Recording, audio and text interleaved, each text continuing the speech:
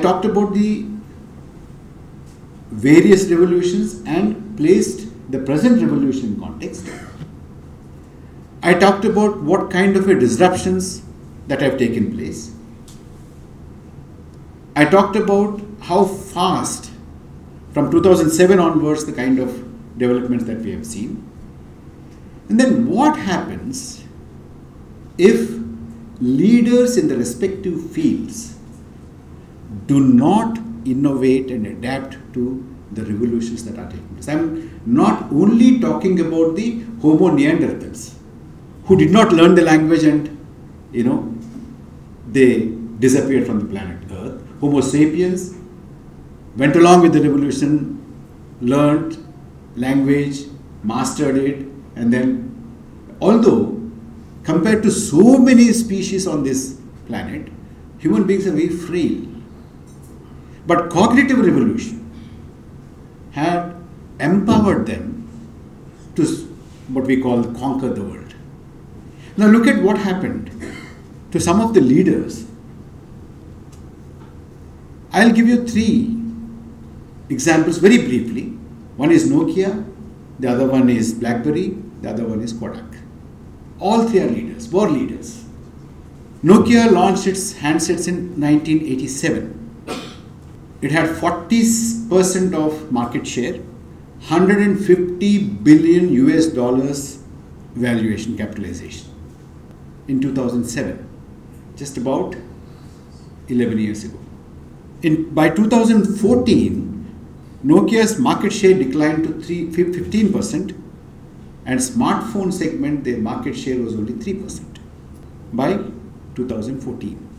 7 years after 2007 that I talked about, Microsoft bought Nokia for $7 billion. A company which was in 2007 was valued at 150 billion US dollars was bought for $7 billion in 2014. BlackBerry, we're all fans of BlackBerry once upon a time. Research in Motion, RIM, Canadian giant. It launched BlackBerry in 2003 and the world went gaga. First time you could send a mail and the mail at the end of it read, "Sent from my BlackBerry." By mid 2008, the market capitalization was 70 billion US dollars. In 2013, that was 5 years later. 5 years later, just the span of a government. 5 years later, it was sold for $4.9 billion. And you rarely find a BlackBerry. Kodak, once a giant in film, 130-year-old company. Last year, it filed for bankruptcy. You see, today, we are living in 14 nanometer generation. I'm sure some of you do know what is a nanometer. Nanometer is 1 billionth of a meter. 1 billionth of a meter. If you cut a meter into a billion pieces, that's a nanometer. In other words, if you cut a meter length into 100 crore pieces, 100 crore pieces, that is a nanometer. Today we are living in 14 nanometer generation. I'll tell you what it implies. It implies a chip of the size of this fingernail can host on this surface 1 billion transistors. In this, 1 billion transistors are hosted on a fingernail. That is what age we are living in. You know, when I went to the Silicon Valley, I met Eric Astor. Eric Astor is the technology czar of Google X. Very interesting person. His maternal grandfather was a Nobel laureate and his paternal grandfather was also a Nobel laureate. It's an old, probably an abandoned or left out kind of a huge supermarket or a garage or something like that they converted into a Google research center. Very informal. Eric Taylor came into the conference room on his skates and sat. And while talking, he gets up to write something on the board and goes to the board skating. And later I was told that he comes home to the office from home on skates and then goes back home from office on skates. That's how he moves around. That's his locomotion.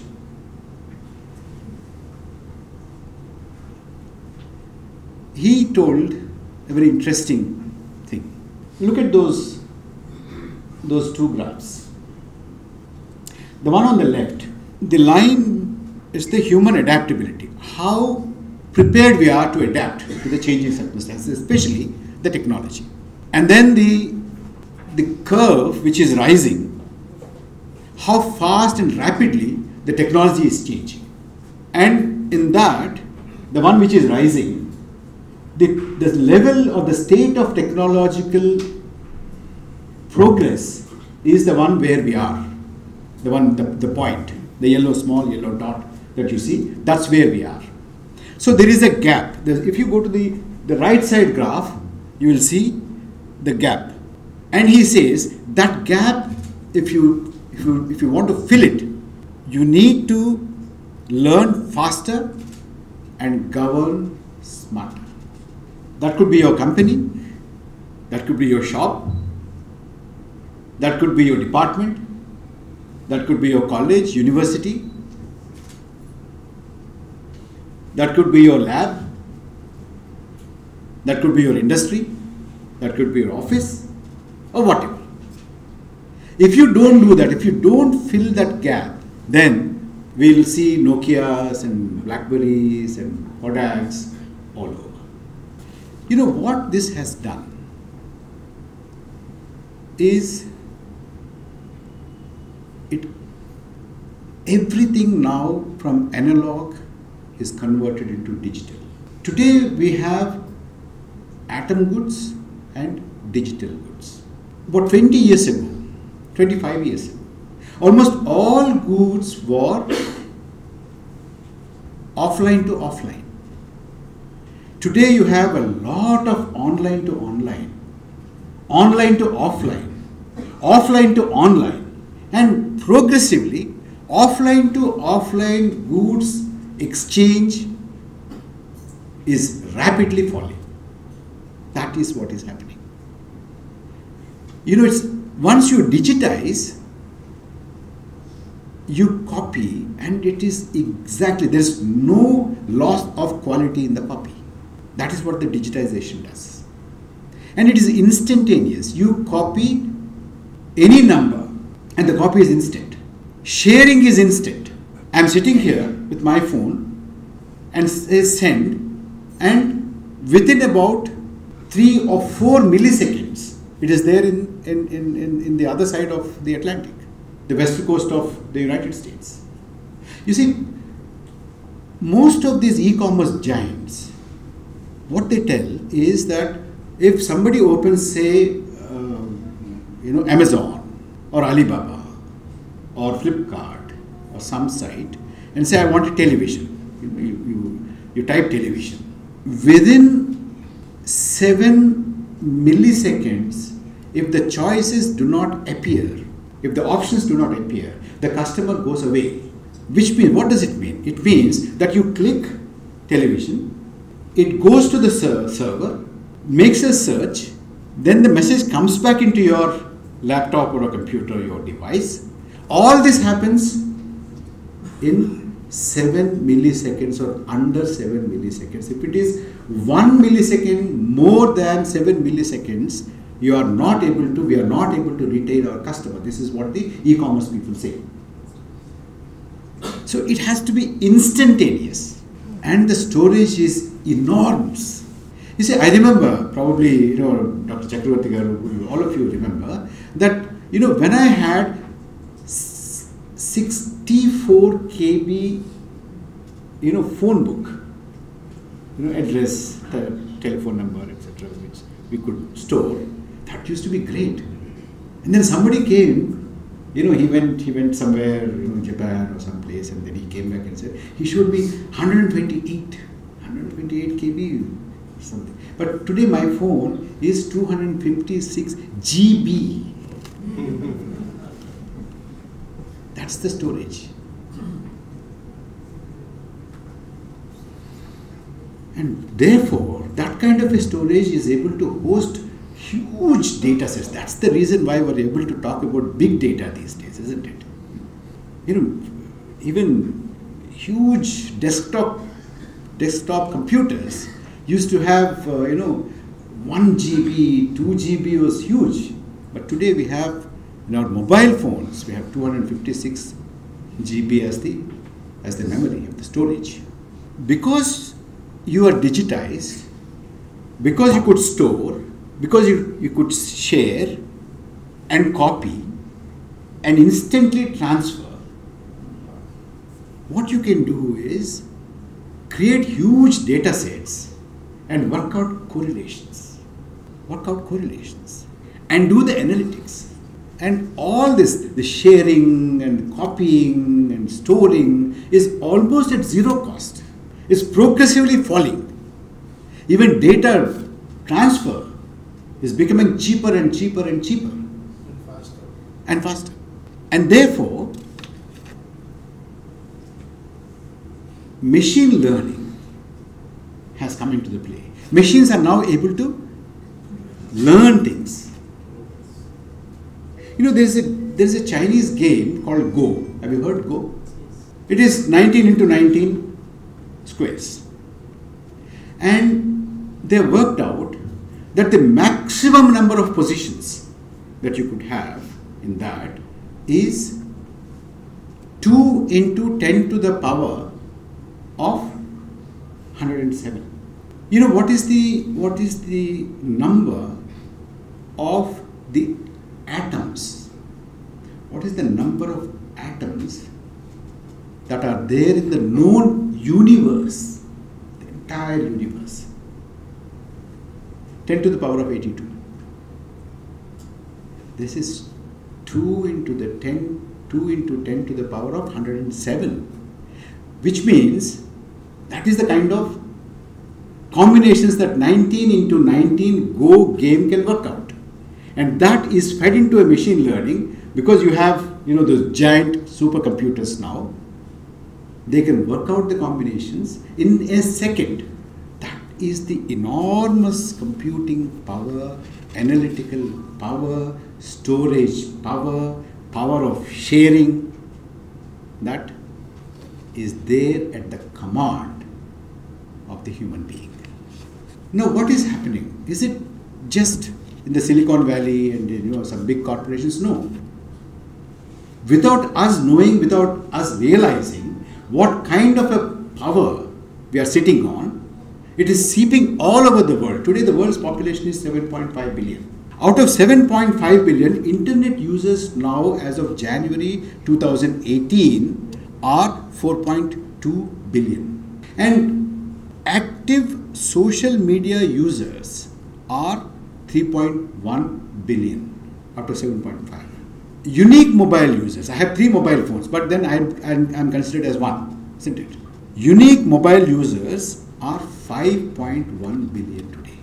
So, when you talk about the kind of mobile phone that we wield now, that we carry around, if you look at the scale, if you look at computing power in 1980s or 1990s, the mobile phone that we have now, iPhone 10X, whatever has come, those are almost to the scale of the kind of supercomputers that I just described.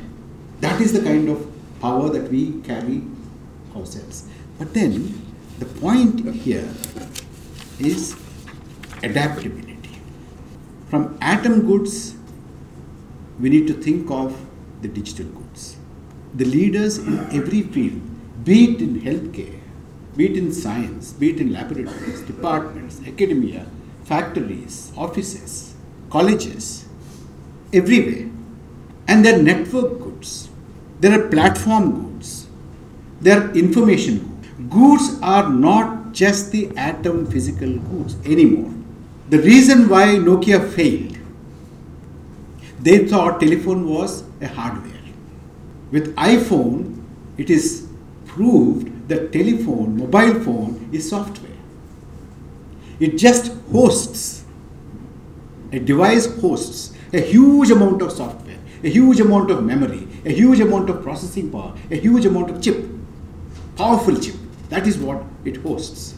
So unless we transition like Homo sapiens, in contradistinction to Homo Neanderthals, Homo somebody else, unless they transition into cognitive revolution, then agricultural revolution, then industrial 1, industrial 2, industrial 3 and industrial 4,